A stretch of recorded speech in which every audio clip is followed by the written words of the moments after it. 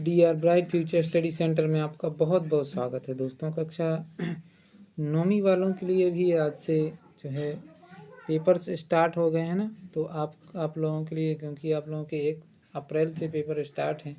पहला पेपर हिंदी का ही है, तो उसके लिए आपको है ना क्या कैसा पेपर आएगा ये सब कुछ आप इस वीडियो में जानने वाले हैं। और जो पेपर मैं दिखा रहा हूँ ये पेपर आपके इसी में से काफ़ी क्वेश्चंस जो हैं आने वाले हैं। जैसा कि अब नौवीं वाले क्या होता है कि 10वीं वालों को तो पता होता है कि अब हम बड़ी कक्षा में आ चुके हैं, तो इनके इस प्रकार से पेपर होते हैं, ये क्वेश्चन आते हैं, पेपर ऐसा होता है।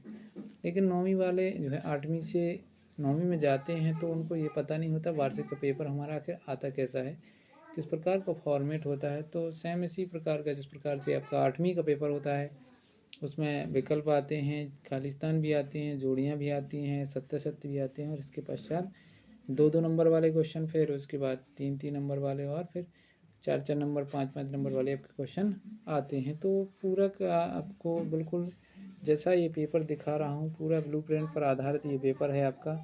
और इसमें जो क्वेश्चन रखे गए हैं ये वार्षिक एग्ज़ाम की दृष्टि से बहुत ही ज़्यादा इम्पोर्टेंट है।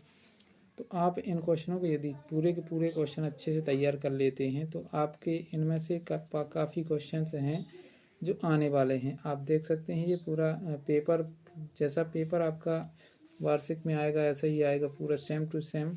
तो आप इस पेपर में आए हुए क्वेश्चंस को अच्छे से ध्यान से देखिएगा और इनको एकदम अच्छे से याद कर लीजिएगा, और अपने दोस्तों में से वीडियो को ज़्यादा से ज़्यादा शेयर कीजिए। और यदि वीडियो पसंद आता है तो वीडियो को लाइक ज़रूर कीजिएगा। तो चलिए हम स्टार्ट करते हैं। इसमें जो पहला है, जैसा कि बताया है कि सबसे पहले वैकल्पिक क्वेश्चन पूछे जाएंगे। वैकल्पिक क्वेश्चन में पहला है, हकीकत में किस्मत किसे कहा जाता है, किसे कहते हैं? हकीकत में आखिर किस्मत किसे कहते हैं? सेहत को कहते हैं, रहमत को कहते हैं, सहमत को कहते हैं, या मेहनत को? तो इसका जो राइट आंसर है वो है मेहनत। मेहनत को हकीकत में किस्मत कहते हैं। जो मेहनत करता है वही हकीकत में किस्मत है। दूसरा देखिए, नासिका से उच्चारित होने वाले वर्ण निम्न में से कौन से हैं? तो जो नासिका से जिनका उच्चारण हम अपनी नाक के द्वारा करते हैं, नाक के द्वारा जिनका उच्चारण होता है उनको हम कौन से वर्ण हैं वो आपको देखना है। तो इसका जो राइट आंसर है बी, अंग, अण, न और मा। ये किससे बोले जाते हैं? अगर थोड़ी तो आप ध्यान से इसको समझते हैं तो आप जब इनका उच्चारण करेंगे तो नाक से ही इनका उच्चारण होता है। फिर इसके बाद है कबीरदास जी की भाषा है। तो कबीरदास जी की भाषा कौन सी है आपको इसमें देखना है। कबीरदास जी की भाषा जो है सधुकड़ी है, इनकी जो भाषा है सधुकड़ी है। फिर इसके बाद हम बात करते हैं रस के अंग। तो रस के अंग 4 होते हैं, ये आप देख सकते हैं। रस के कितने अंग होते हैं? 4 अंग होते हैं। 5वां देखिए, 2 वर्णों के मेल से होने वाले परिवर्तन को क्या कहते हैं? ये आपने पढ़ा भी होगा। 2 वर्णों के मेल को संधि कहते हैं, जबकि 2 शब्दों के मेल को हम समास कहते हैं, है ना। 2 वर्णों के मेल से जो परिवर्तन होता है उसको क्या बोलते हैं? संधि। और 2 शब्दों के मेल से जो परिवर्तन होता है उसको समास बोलते हैं। तो इसका जो राइट आंसर है संधि हो जाएगा। अगला है, इस जल प्रलय में पाठ की विधा है। तो ये जल प्रलय में पाठ की विधा क्या है? ये आप यदि आपने नहीं पढ़ा है तो आपके जो शुरुआत का फर्स्ट पेज रहता है उसमें पूरा सिलेबस रहता है। सिलेबस का मतलब पाठ का नाम होगा, विधा का नाम होगा कि वो जो पाठ है वो कौन सी विधा है, और उसके बाद लेखक का नाम होगा। तो आपको अच्छे से याद कर लेने हैं, है ना। तो उसी से ये क्वेश्चन उठाया गया है, इस जल प्रलय में पाठ की विधा किस प्रकार की है? तो रिपोर्ट आ जाइए। फिर इसके बाद देखिए, रिक्त स्थानों की पूर्ति कीजिए। रिक्त स्थान इसके बाद दूसरे क्वेश्चन में पूछे जाएंगे। जैसे इसमें पहला रिक्त स्थान पूछा गया है, तथा प्लस एव से मिलकर क्या बनता है? तो तथ्यो बनता है। क्या बनता है? तथ्यो। यदि संधि की बात की जाए कि कौन सी संधि है? तथ्यो। संधि की बात की जाए तो इसमें जो गुण संधि है। फिर इसके बाद आगे देखा जाए तो इसमें देखिए दूसरा जो क्वेश्चन है, इसमें विश्व का सबसे बड़ा अंतरिक्ष संस्थान खालिस्तान में है। तो सबसे बड़ा अंतरिक्ष संस्थान कहाँ पर है? नासा में। इसका जो राइट आंसर है वो नासा हो जाएगा। फिर इसके बाद अगला जो है क्वेश्चन देख सकते हैं, जायसी का प्रसिद्ध महाकाव्य क्या है? तो पद्मावत। ये आपको पता ही होगा।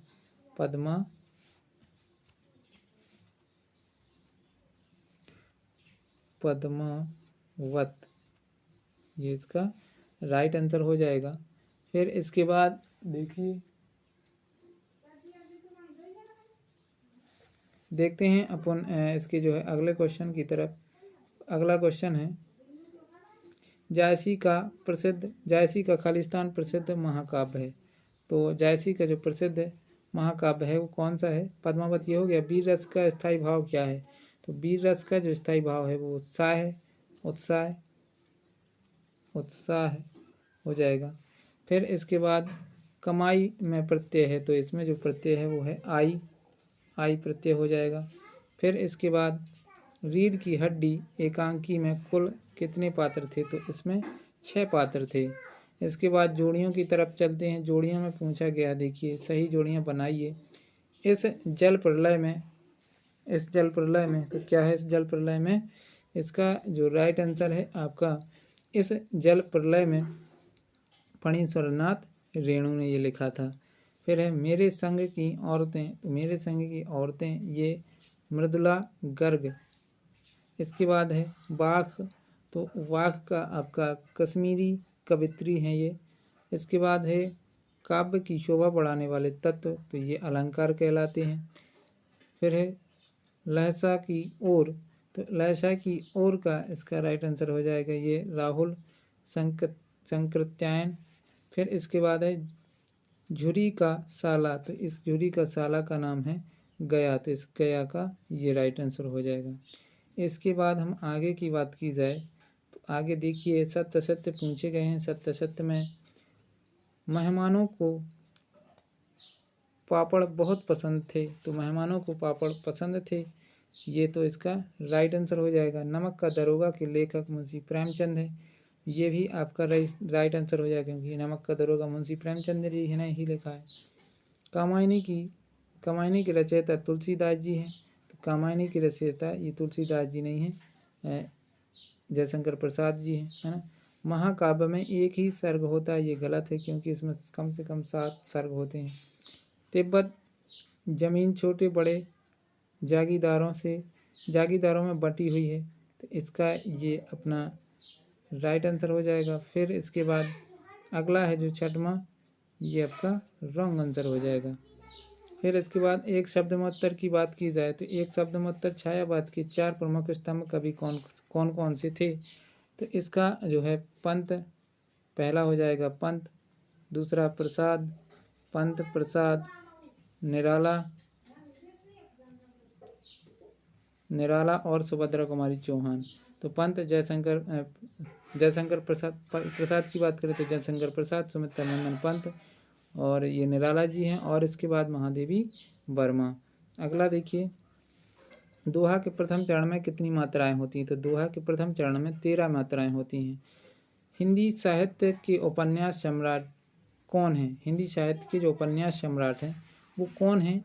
तो इसका जो राइट आंसर है आपको पता ही होगा, प्रेमचंद, है ना। प्रेमचंद जी इसका राइट आंसर हो जाएगा। ठोकर मारना मुहावरे का अर्थ है, ठोकर मारने मुहावरे का अर्थ है हानि पहुंचाना। क्या पहुंचाना? हानि पहुंचाना, इसका राइट आंसर हो जाएगा, हानि पहुंचाना। फिर इसके बाद है मेरे संग की औरतें पाठ में लेखिका के कुल कितने भाई थे? तो इसमें 5 बहनें थीं। कितने भाई बहन थे? तो 5 बहन और एक भाई था। एक भाई था और 5 बहनें थीं। इसके बाद देखिए आगे, जिस काव्य को पढ़कर या सुनकर आनंद लिया जाता है उसे कहते हैं, तो उसे रस कहते हैं। क्या कहते हैं? उसको रस कहते हैं। अंतरिक्ष यात्री कौन होते हैं? तो अंतरिक्ष यात्री आपको ये जो क्वेश्चन बताए जा रहे हैं, ये क्वेश्चन आपको अच्छे से पढ़ लेना है। मासिक वेतन को पूर्णमासी का चांद क्यों कहा जाता है? मानसरोवर से कवि का क्या आशय है? कवि माखनलाल चतुर्वेदी को कोयल की से ईर्ष्या क्यों हो रही है? पेड़ पौधे हमारे लिए किस प्रकार फायदेमंद है? दिए गए शब्दों से कविता बनाकर लिखिए, है ना। इन शब्दों से आपको कविता बनाना है। कबीर दास के शिल्प सौंदर्य की विशेषताएं बताइए। सुमित्रानंद पंत की भाव सौंदर्य की कोई 2 विशेषताएं बताइए। भक्ति काल के 2 कवि और प्रत्येक के 2-2 रचनाओं के नाम लिखिए। छायावाद के प्रमुख विशेषताएं लिखिए।